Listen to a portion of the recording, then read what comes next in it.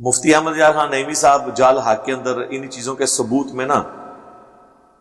وہ کہتے ہیں جی صحیح بخاری میں موجود ہے کہ امام حسن کے جو پوتے تھے نا جب وہ فوت ہوئے تو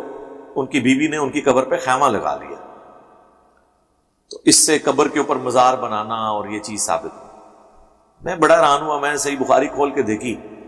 پہلی بات ہے وہ اس کی سند انہوں نے بیان نہیں کی، وہ ایک چیپٹر کی ہیڈنگ میں کتاب الجنائز کے اندر لے کے ہیں، مشکات میں بھی کتاب الجنائز میں مل جائے گی، تعلیقاً وہ روایت ہے۔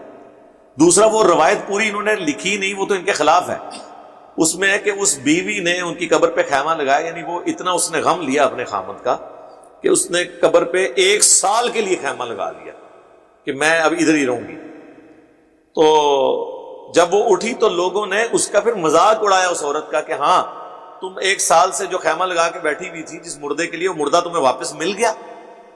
یعنی اس زمانے کے لوگ بھی انجینئر صاحب کی طرح اس طرح کی باتوں کا مذاق اڑایا کرتے تھے۔ تو یہ اگلے جملے انہوں نے نقل نہیں کیے ہیں جو خلاف تھے ان کے،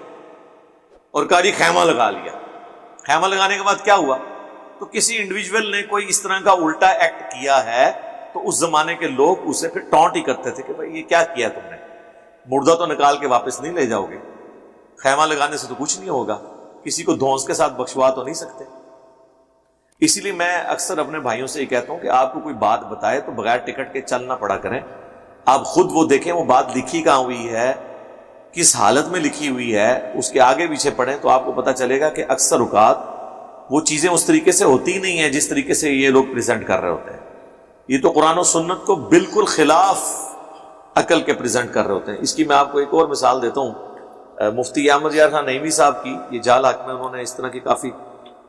باطل نظریات جو ہے نا انہوں نے لکھے ہیں۔ یہ دیکھیں کرامت ہے، میں نے کھولا تو وہی آیت نکلی ہے، ہماری بھی کچھ چھوٹی موٹی کرامات ہو جاتی ہیں۔ سورہ یہ کون سی ہے، ممتحنہ کی آخری آیت ہے، یا ایھا الذین آمنوا لا تتولوا قوما غضب اللہ علیہم قد یئسوا من الآخرۃ کما یئس الکفار من اصحاب القبور۔ اللہ تعالیٰ یہودیوں سے متعلق مسلمانوں کو یہ نصیحت کر رہا ہے کہ ان کے ساتھ دوستیاں مت گانٹھو، یہ اسی طریقے سے نا امید ہو چکے ہیں آخرت میں اپنی کامیابی کے حوالے سے، ان کو پتہ ہے کہ عذاب ہمارا مقدر ہے، جس طرح کافر نا امید ہو چکے ہیں اپنی قبر والوں سے۔ یعنی کافروں کو جس طرح یہ پتہ ہے نا کہ مردے قبر کے سے اٹھ کے واپس نہیں آنے، یہ کافروں کا عقیدہ تھا۔ سورہ قاف کے سٹارٹ میں آتا ہے نا کہ نبی علیہ السلام کے بارے میں وہ کہتے تھے کہ ایک ایسا مرد آیا ہے جو ہمیں ایک عجیب بات بتاتا ہے کہ جب ہم مر کر مٹی ہو جائیں گے اور گھل مل جائیں گے تو ہمیں دوبارہ سے زندہ کیا جائے گا۔ یہ تو دور کی کہانی ہے۔ تو کافر اس بات پہ نبی علیہ السلام کا مذاق اڑاتے تھے کہ آپ یہ کہتے ہیں مرنے کے بعد مردے زندہ ہوں گے، تو کافروں کا کیا عقیدہ تھا کہ مردے زندہ نہیں ہوتے۔ تو اللہ نے اس کے عقیدے کو مثال کے طور پہ بیان کیا، یہ جس طرح کافروں کا یہ عقیدہ نا کہ مردہ زندہ نہیں ہوگا، نہ اب زندہ ہو سکتا ہے نہ قیامت میں زندہ ہوگا، یعنی آخرت کوئی نہیں ہے، بالکل اس طریقے سے یہودیوں کا بھی جو آخرت کے بارے میں وہ مایوس ہو چکے ہیں اور تمہارے بارے میں بھی مایوس ہو چکے ہیں کہ تم ان کی ملت پہ آؤ گے۔ اور یہ جو جملہ ہے نا کہ جیسے کافر نا امید ہو چکے ہیں، کما یئس الکفار من اصحاب القبور، اصحاب القبور سے کافر مایوس ہو چکے ہیں۔ اتنا ٹکڑا نکل کر کے مفتی احمد یار خان نعیمی صاحب نے کہا کہ قبر والوں سے مایوس ہونا کافروں کی نشانی ہے۔ ہم تو مایوس نہیں، ہم تو قبر والوں سے مانگتے ہیں۔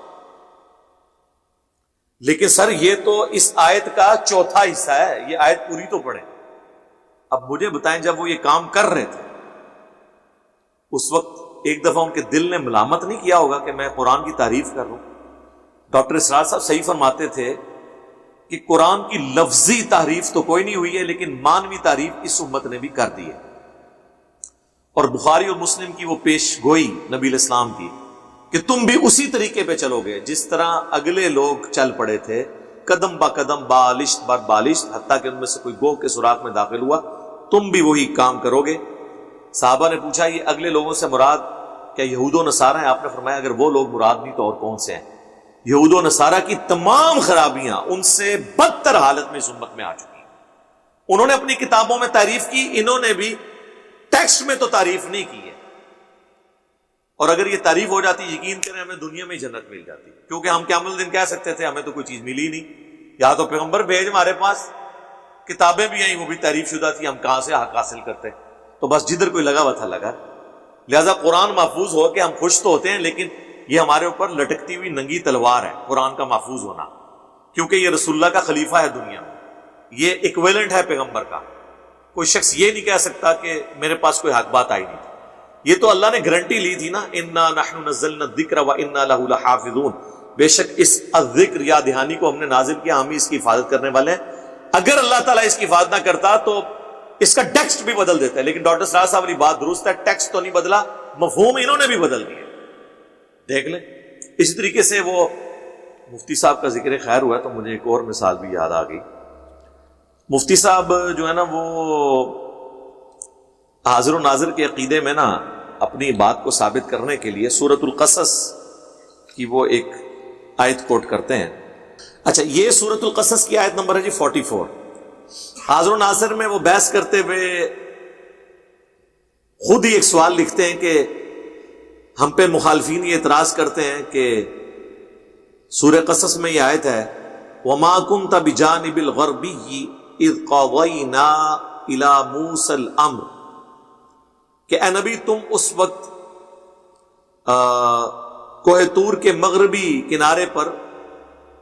اس سمت میں موجود نہیں تھے جب ہم نے موسیٰ کی طرف وحی بھیجی۔ تو وہ کہتے ہیں ہم پہ اعتراض کرتے ہیں کہ نبی علیہ السلام حاضر و ناظر نہیں ہیں، کیونکہ قرآن میں لکھا ہے کہ جب حضرت موسیٰ کو اللہ وحی کر رہا تھا اس وقت حضور وہاں پہ موجود نہیں تھے۔ آپ اندازہ کریں ان کا یہ عقیدہ ہے کہ نبی علیہ السلام دنیا میں تشریف آوری سے پہلے بھی حاضر و ناظر تھے جی، تبھی تو وہ اس اعتراض کا جواب دے رہے ہیں۔ وہ کہہ رہے ہیں کہ جی اس آیت میں یہ تو لکھا ہے کہ حضور وہاں پہ موجود نہیں تھے،